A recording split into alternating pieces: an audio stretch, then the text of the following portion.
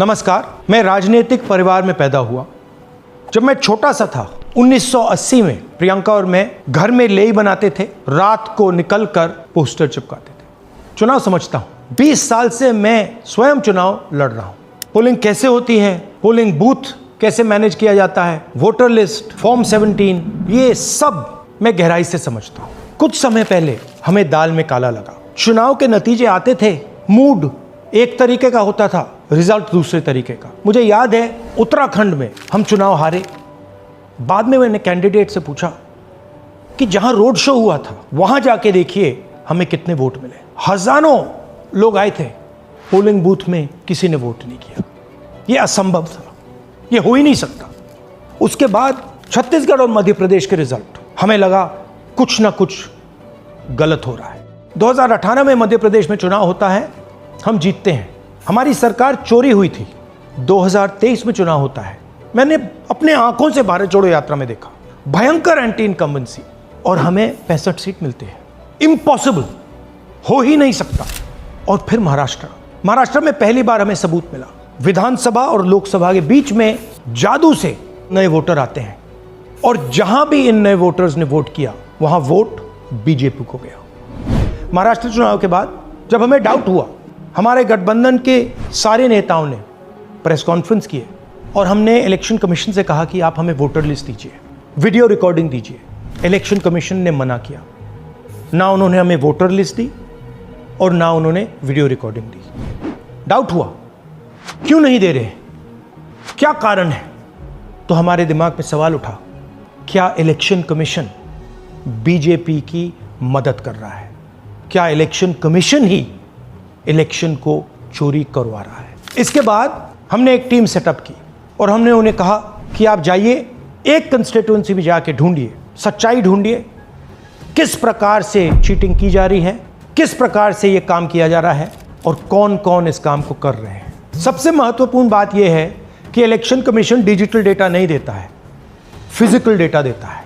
मतलब लाखों कागज में वोटर लिस्ट दे देगा, मगर डिजिटल वोटर लिस्ट किसी को कभी नहीं देता है। क्यों नहीं देता? कारण क्या है? कारण है कि अगर डिजिटल डेटा मिल जाए तो इलेक्शन कमीशन की सच्चाई पूरे देश को पता लग जाए। हमने टीम को बताया, मैंडेट दी कि आप जाके चेक कीजिए, आप 5-7 सीटों पे पता लगाइए कि चीटिंग हुई, और अगर हुई तो कैसे हुई। टीम ने हमें एक दिन बताया कि 5-7 सीटों पे काम किया ही नहीं जा सकता। क्यों? मैंने उनसे पूछा क्यों नहीं किया जा सकता। उन्होंने मुझे ये कागज दिखाए। ये जो कागज हैं, ये एक लोकसभा के कागज नहीं है, ये एक विधानसभा के कागज है, और इन कागजों को हमने मैन्युअली सॉर्ट करना पड़ा।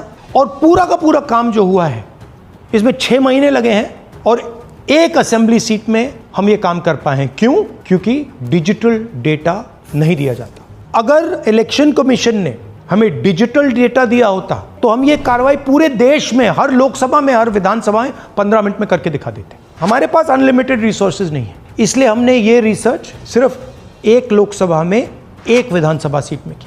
मगर मुझ में अब पूरा भरोसा है कि ऐसी 100 से ज्यादा सीटें हैं हिंदुस्तान में। जो यहां हुआ है उन सीटों में भी हुआ है। और याद रखिए, अगर बीजेपी को 10-15 सीटें कम आती तो आज नरेंद्र मोदी प्रधानमंत्री नहीं होते, इंडिया गठबंधन की सरकार होती। जांच ने 5 तरीके की चोरी पकड़ी है। डुप्लीकेट वोटर, जिसका मतलब एक वोटर के नाम वोटर लिस्ट में अनेक जगह आ रहे हैं। फेक एड्रेस, मतलब एड्रेस है ही नहीं, या फिर house number 0। Bulk voter in single address, मतलब एक छोटे से घर में 40, 50, 60 लोग रह रहे हैं। इनवैलिड फोटोज, छोटी सी फोटो है या फिर फोटो ही नहीं है, और वो जो छोटी फोटो है वो दिखती भी नहीं है। कौन है, किसका चेहरा है, नहीं पता लग सकता। Misuse of form 6। Form 6 first time voters के लिए होती है, मतलब जिनकी एज 18-20 साल की हो, मगर वोटर लिस्ट में 90 साल के लोग फॉर्म 6 का प्रयोग कर रहे हैं। चुनाव में 6,50,000 वोटर थे, उसमें से 1 लाख चोरी के थे। अब मैं आपको 5 उदाहरण देता हूं। ये देखिए, गुरकीरत सिंह डांग, इसका नाम 4 अलग अलग बूथों पे आता है। ये कैसे हुआ और क्यों हुआ?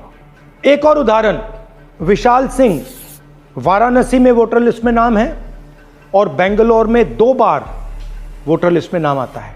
क्या ये वाराणसी में वोट कर रहे हैं या बेंगलोर में वोट कर रहे हैं या दोनों जगह वोट कर रहे हैं? एक और उदाहरण देखिए, हाउस नंबर 0। तो आपने कभी सुना है हाउस नंबर 0? हमने तो नहीं सुना था, मगर बेंगलोर में हजारों हाउस नंबर 0 हैं वोटर लिस्ट पे। हाउस नंबर 35 की कहानी सुनिए। छोटा सा घर है, ज्यादा से ज्यादा 4 लोग रह सकते हैं, मगर इस 35 में 80 लोग वोटर लिस्ट में रजिस्टर्ड है।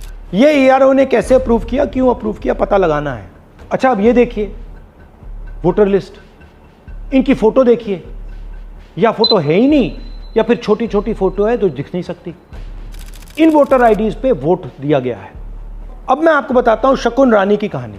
फर्स्ट टाइम वोटर बनी है, 70 साल की आयु है।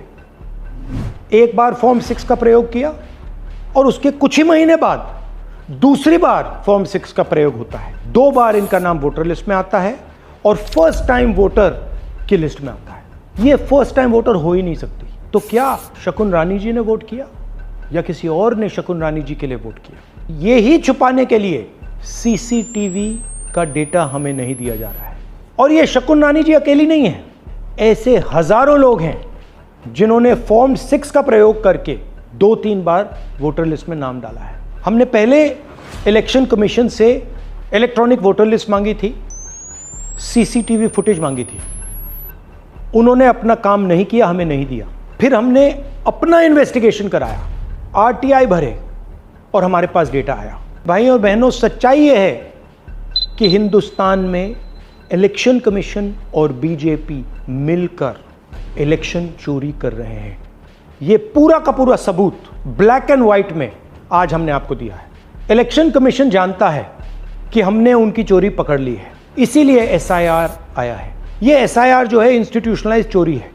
इलेक्शन कमीशन खुलकर बिना डरे बीजेपी के साथ मिलकर चोरी कर रहा है। और ये जो SIR है, इसका लक्ष्य गरीबों का जो हक है, उनका वोट जो है, उनसे चोरी करने का है। मैं आपको एक और बात बताना चाहता हूं। इस पूरी इन्वेस्टिगेशन में हमने वोटर एडिशन को देखा है, मगर जितना एडिशन होता है शायद उससे ज्यादा डिलीशन होता है, सबट्रैक्शन होता है। तो ये सिर्फ एक मेन तरीका हमने पकड़ा है, दूसरे तरीके पे हमने इन्वेस्टिगेशन की ही नहीं अभी। मैं इलेक्शन कमीशन और इलेक्शन के ऑफिसर्स को साफ कह रहा हूं, आप जो कर रहे हो गलत कर रहे हो। ये ट्रीजन है, देश के खिलाफ है। ये मत भूलिए, टाइम आएगा हम आपको पकड़ेंगे, बचने वाले नहीं हो। It is critical that we expose voter चोरी।